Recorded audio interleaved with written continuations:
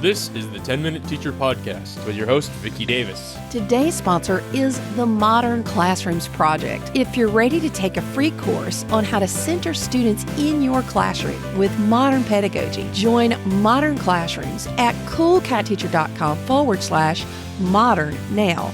I'll tell you more at the end of the show about this fantastic opportunity to improve your classroom. Today, we're talking to 24-year classroom teacher Jay Schroder. He is author of Teach From Your Best Self, A Guide to Thriving in the Classroom, which is exciting for you, Jay. You received the High School Teacher of Excellence Award from the National Council of Teachers of English, NCTE, in 2022.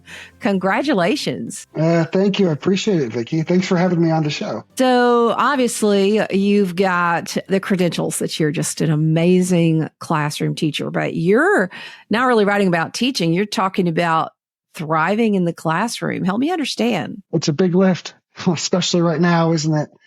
So one of the things that I've been observing over the years is that teachers are saddled with way too much to do, and to the point to where our jobs become consuming and depleting for a lot of teachers all over the country.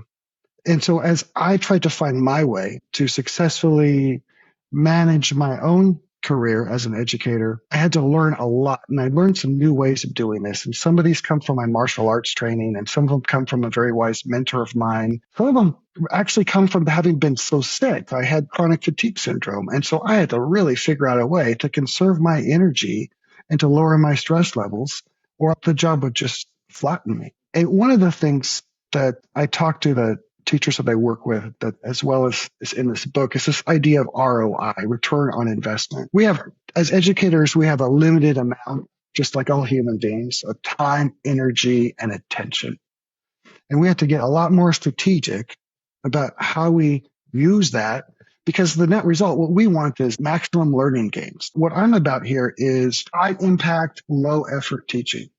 Now, the reason that's so important is because I'm going to be able to bring my best self to my students, not a self that's stressed out, flustered, frustrated, overwhelmed, because it turns out that the best ROI, the thing that gets the biggest return on investment, is actually not what I do, but the self that I bring. That's so hard. I'm sure you've had it happen. All the extra duties. There's things that we have to do that we didn't sign up for. We were voluntold, Until we can kind of get the system to start paying attention that teacher well-being actually matters, and that only way we can finally get to students thriving is when their teachers are thriving.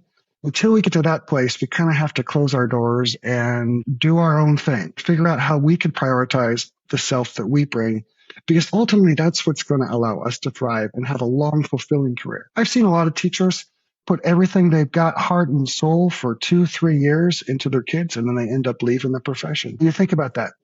Is that really our model teacher? Or is it someone that's able to thrive in the profession for 30 years and positively impact thousands and thousands of students? That's really the direction we need to go, because right now education isn't sustainable. So the book, Teach From Your Best Self, offers a roadmap and an entryway into how we can start looking at education, both for ourselves as well as system-wise, to make it a sustainable profession for people. So Jay, let's get practical. School year, fall 2023. Getting ready to teach my classes, looking at that load. What are some principles you can give me for how I should structure my week differently than in the past when I've kind of burned out? When we're looking at ROI and looking at how can I save my time, energy, and attention, which is limited, one of the ways that teachers tend to use up a lot of time, energy, and attention is on things they don't actually have any control over. It's kind of baked into the system that we're supposed to control things that we don't actually have any control over. I will hear people say things like, control your class. The truth is, I don't have any control over the behavior of my students unless I'm literally willing to physically control them. What I have is influence. And I have to be clear what exists in my realm of control, which is mostly myself, pretty much, and what I do and what I say and the stuff that I bring. And then what exists in my realm of influence, because I'm going to use different tactics, different strategies for each. And if I'm trying to control things that I only have influence over, or that I'm actually even worse, powerless in regard to, that's going to exhaust me. And it's going to be super frustrating and deplete me. Now, influence is like it's a different world in that I will use different strategies. So relationship, for instance, is an influence approach. Safety, availability, giving people positive messages, validating them, appreciating them, encouraging them, welcoming them, letting my students know that I'm 1,000% behind them. Being safe. These are ways that I can exert influence. And in order to do it, I have to be in my best self. Because as soon as I start getting stressed and reactive, then that I probably resort to some control techniques to try to control their behavior or make them stop doing whatever they're doing. And it actually undermines the safety in my room. It undermines their ability to bring their best self to the relationship as well as me. And then the whole classroom environment derail from there. Jay, I always start off great and rested coming out of the summer, but usually January, I'm really rested. I start off, I'm working out those days, so many days a week, and I'm feeling great. And then it's like I wake up mid-March and I'm like, oh, what happened to the rested Vicky? Because I'm kind of exhausted. So can you give me some things that'll work? It's a mindset of prioritizing the self that you bring. Means that I might have to let some of those things that I would normally do go because I'm prioritizing the self that I bring as the most important thing. And then I'm looking at like what else gets a high ROI. So all of the things in Teaching Your Best Self, high ROI. So one of the things I talk about is radical acceptance in the book. And that's where the capacity to accept students where they are is actually where I have the most influence. If I resist it because I think they should be different, if I think they should be doing something else, if I think they should be more engaged in my class, that again, is going to cost me more energy. There's all of these ways that teachers use energy that we don't actually have to use that might be better deployed in a different way. And so it's more of a systematic approach, Vicky, in terms of one technique. You're going to feel better in March. I don't know quite what I would offer, but I'll give you this. The Teach Your Best Self model, think of it as a triangle. And at the top of the triangle is the teacher bringing the best self they possibly can to their students. Bottom left, students, I'm interacting with students in ways that will bring out their best self. Bottom right, I'm creating a classroom environment that helps support me being my best self and helps support students being their best self. Now, automatically, if I'm in my best self, students are going to tend to bring their best self to me because of mere neurons. If I'm relating to students in a way that brings out their best, my job's suddenly much easier because they're not bringing me that same kind of resistance or that same kind of defiance or disruption that they would if they were coming from a lesser version of themselves. And likewise, if I'm working on creating this learning environment that brings out the best in all of us, that saves all of us energy because it's like working smarter, not harder, right? Because I don't have to fight this. I don't have to fight them. We could just have fun and learn together. And, it's not like always roses, but what Teaching Your Best Self asserts is that we can maximize whatever available learning is possible on any particular day if we bring our best and minimize the amount of energy I'm spending. Let me ask you this with radical acceptance. So I'm accepting them as they are, but does that mean that I allow them to behave in a way that's less than they could be or maybe should be?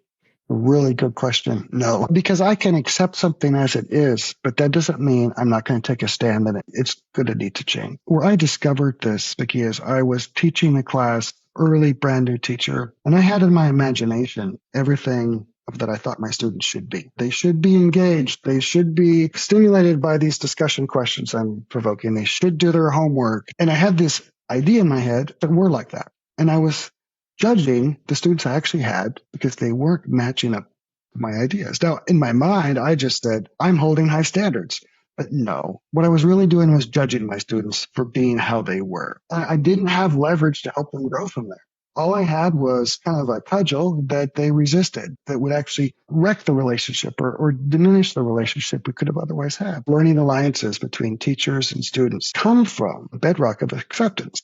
I need to accept them how they are. Now, if a student disrupts my class, I'm not going to just accept the behavior. I'm accepting that the behavior is happening. And that helps me be less reactive. Because if I resist that it's happening, I'm going to actually slip into fight, flee, or freeze. I'm going to lose my frontal cortex. I'm going to start becoming reactive with the student, and then we're going to get into a power struggle. So I need to avoid power struggles to stay in my best self. And so I can just stay in that place and handle the situation. Acceptance really, in a lot of ways, it's great for the students, but it's also for me because it helps me stay in my best self and respond to the situation rather than reacting to it in a way that isn't really good for anybody. Well, and saying, okay, this is how things are. Now let's see if we can improve, but not comparing it to some sort of movie. Awesome.